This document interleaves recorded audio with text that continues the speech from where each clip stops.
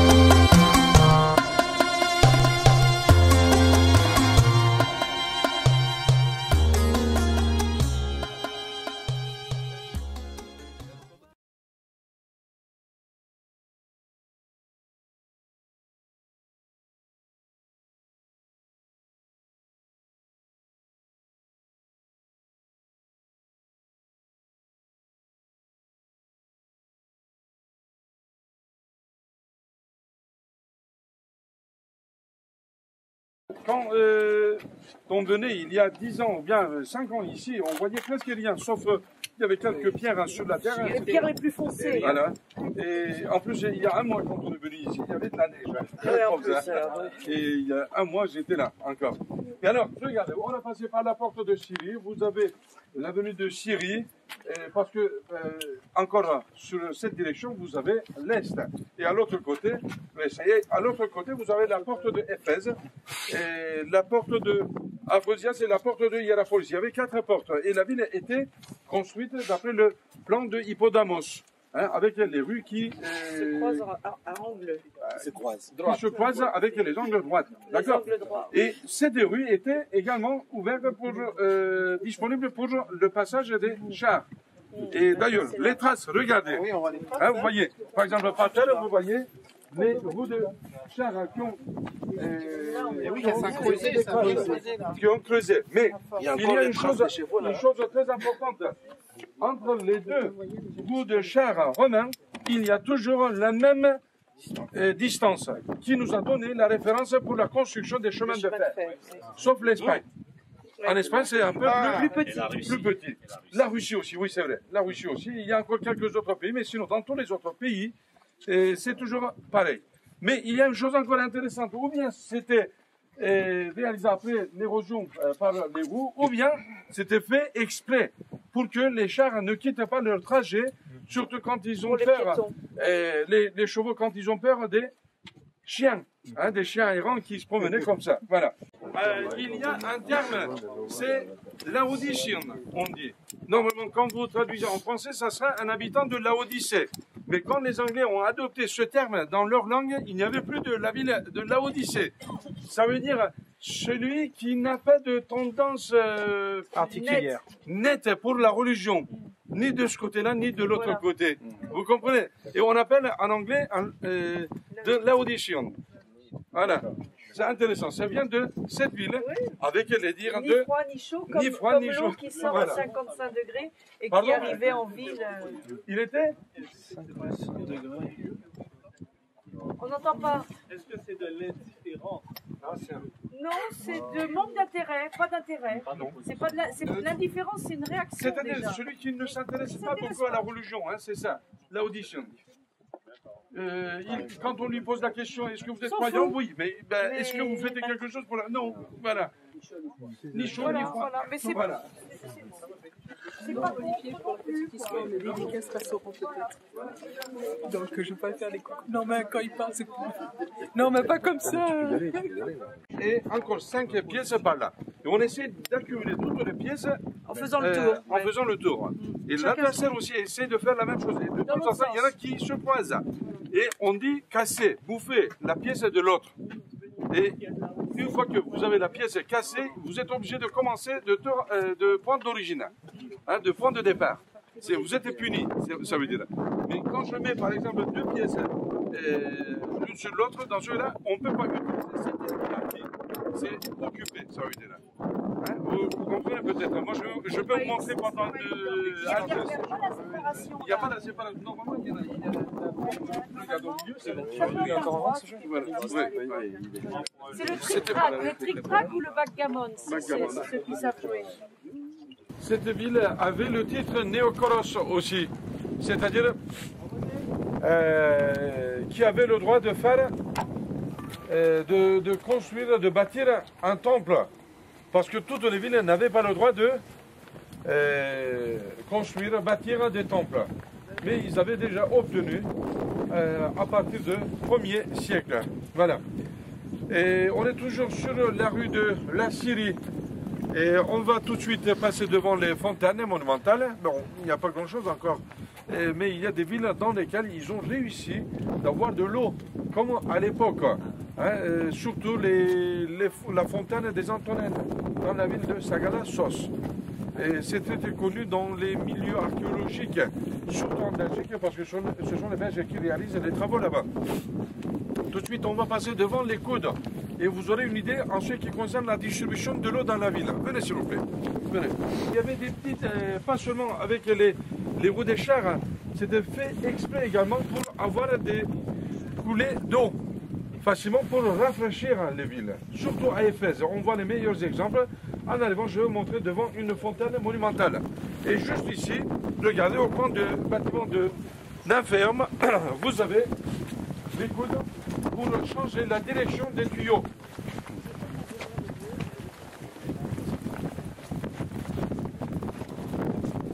Voilà, vous le voyez.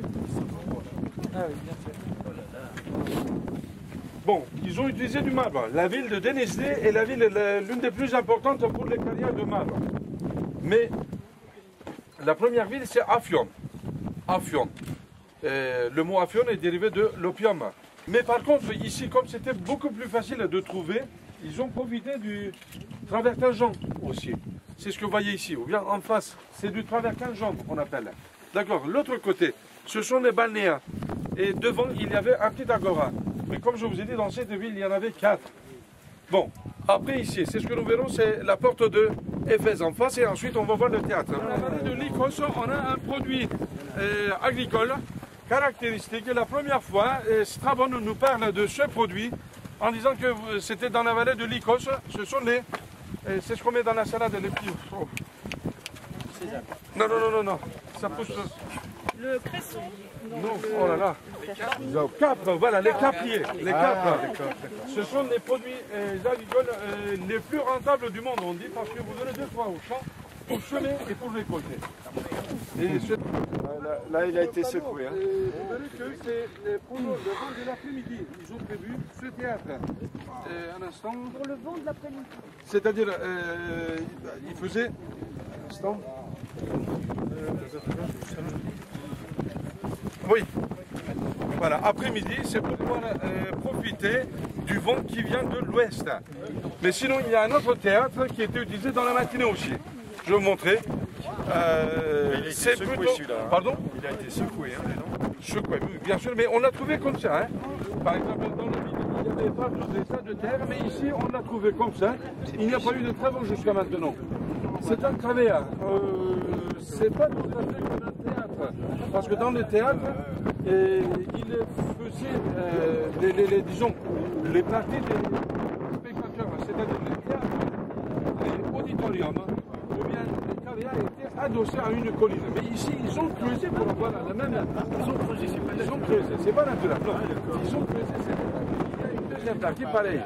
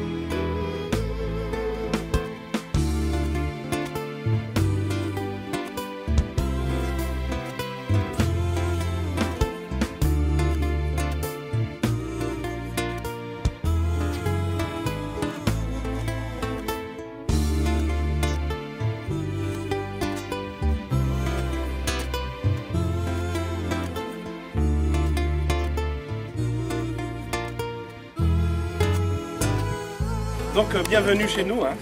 Nous sommes chez nous ici, à Laodicée. On a eu quelques informations intéressantes dans le bus. Alors, la ville antique de Laodicée, donc on parlait de Laodicée du Lycos. Eh bien, elle a été fondée en 246 par Antiochus II. En 188, eh bien, avant Jésus-Christ, Laodicée passe au royaume de Pergame. Puis en 163 avant Jésus-Christ, sous l'autorité des Romains. Bien que manquant d'eau et frappée par plusieurs séismes considérables, la ville a été extrêmement prospère. Tacite raconte qu'en l'an 60-61, après Jésus-Christ, la ville fut détruite par un tremblement de terre. En raison de sa forte communauté juive, elle devint rapidement un évêché chrétien. Il y a toujours un lien entre le développement donc, des églises primitives et puis l'existence ou pas d'une synagogue. Alors, elle est bien sûr l'une des 7 églises d'Asie citées dans l'Apocalypse.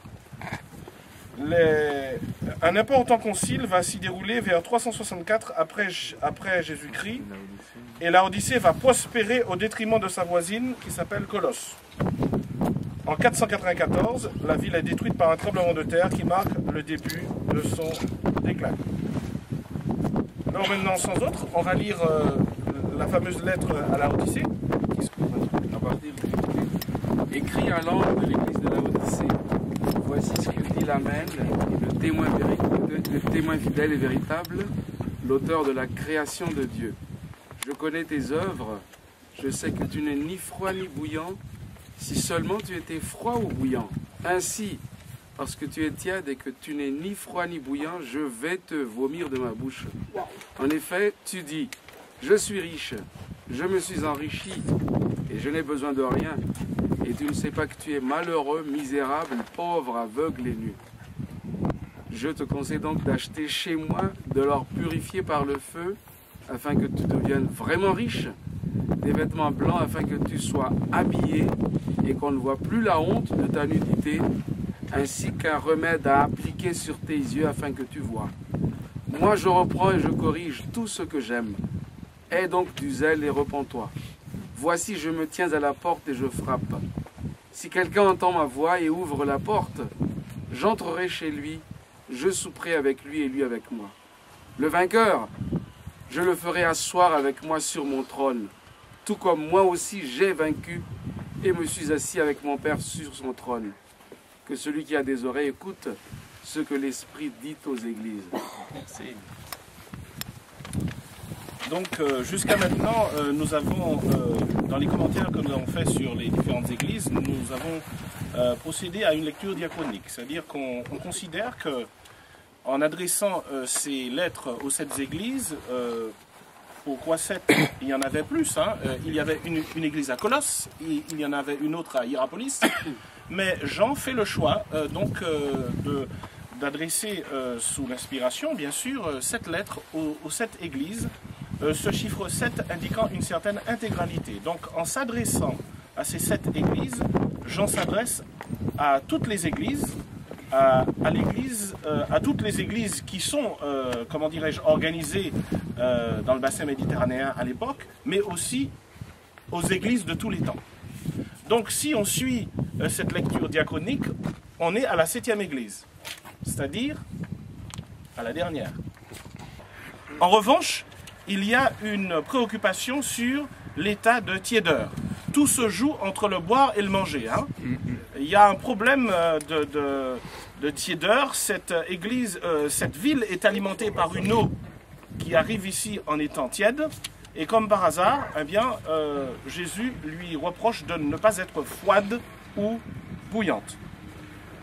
Comment se présente-t-il à cette église? Premièrement, il dit qu'il est l'Amen, c'est-à-dire celui qui assure l'accomplissement des promesses de Dieu. Il se présente encore comme le témoin fidèle et véritable. À Laodicée, le témoignage des chrétiens semble avoir failli. Jésus se présente comme celui qui est fidèle, le témoin fidèle et véritable. Ensuite, il affirme être le principe de la création de Dieu, ou l'auteur de la création de Dieu. Jésus ressent le besoin de rappeler à cette Église eh bien, que tout ce qui a été écrit, que tout ce qui a été créé, pardon, l'a été par la puissance de sa parole. Le diagnostic que Jésus porte sur cette Église, il est d'autant plus frappant qu'il est à l'inverse de ce que l'Église croit être. Elle pense être riche. Effectivement, quand on arrive même dans ces ruines, on se rend compte que la ville était magnifique. Malgré le fait que nous n'ayons que des ruines devant nous, nous mesurons la prestance, la magnificence qui caractérisait la ville de Laodicée.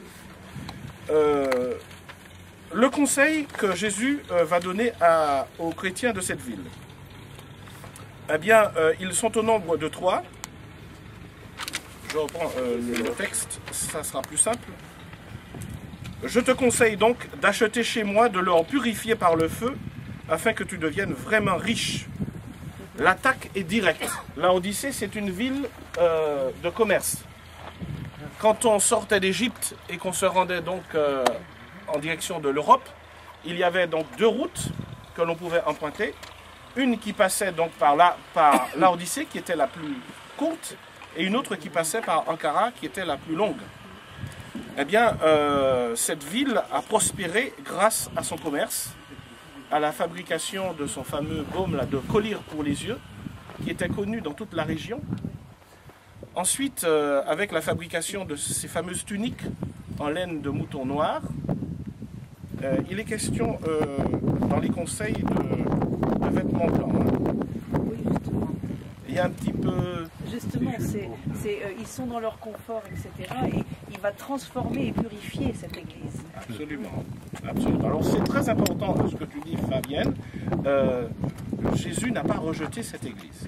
Il y a une menace, la menace qu'elle soit vomie, hein, mais cette menace, elle n'est pas formelle, il n'a pas le souhait de la rejeter. Alors, premier conseil, donc je te conseille d'acheter de moi de l'or purifié par le feu. Cet or purifié par le feu, l'apôtre Pierre explicite ça de manière très simplement en disant que c'est bien sûr la foi et l'amour, l'or de la foi et de l'amour. Ensuite, je te conseille aussi des vêtements blancs afin que tu sois habillé et qu'on ne voit plus la honte de ta nudité. Alors bien sûr, le vêtement blanc, c'est la justice du Christ. Alors, ensuite le collyre est qu'un remède à appliquer sur tes yeux afin que tu vois. Notamment que tu te vois toi. En fait. Que tu me vois, mais que tu te vois, que tu mesures dans quel état de nudité tu te retrouves. Ce collyre, bien sûr, indique la nécessité pour nous de faire preuve, puisque cette Église représente non pas une certaine dénomination avec le 7e jour, mais cette Église représente l'Église contemporaine, celle qui sera là lorsque le Seigneur reviendra. Moi, je reprends et je corrige tout ce que j'aime. Ne pas être corrigé par le Seigneur, ou ne pas se sentir, ou ne pas considérer que l'on soit corrigé par le Seigneur, ce n'est pas nécessairement bon signe. Hein. Ça n'indique pas de bonnes choses. Oui, c'est peut-être déjà trop tard, hein, quand on n'est plus corrigé. Donc un petit coup de bâton de temps en temps. Hein. Un dialogue au cours duquel le Seigneur nous interpelle, nous pousse à nous remettre en question.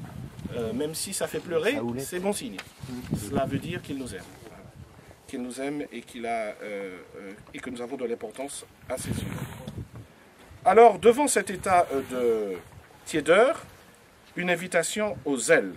Et donc du zèle et repens-toi. Autrement dit, change d'avis sur moi et sur toi. Et donc du zèle et repens-toi. Voilà, donc un petit peu d'enthousiasme, un petit peu d'énergie, c'est utile pour effectuer son témoignage en tant que chrétien. Lorsqu'un chrétien témoigne et que ça manque d'énergie, eh bien ça laisse rêveur. On se pose la question, mais est-ce qu'il y a vraiment le Saint-Esprit là quelque part? Alors, on n'est pas obligé de basculer dans l'excitation, hein, dans l'excitation, dans la folie de l'excitation. Ou de rentrer en transe, par exemple. C'est pas nécessaire. Mais un peu d'énergie, un peu de peps, c'est utile pour faire comprendre à l'autre que quelque chose se passe dans notre vie grâce à la présence du Seigneur. Alors, cette lettre à Laodicée se termine sur une invitation à l'intimité. Si quelqu'un entend ma voix et ouvre la porte, j'entrerai chez lui, je serai.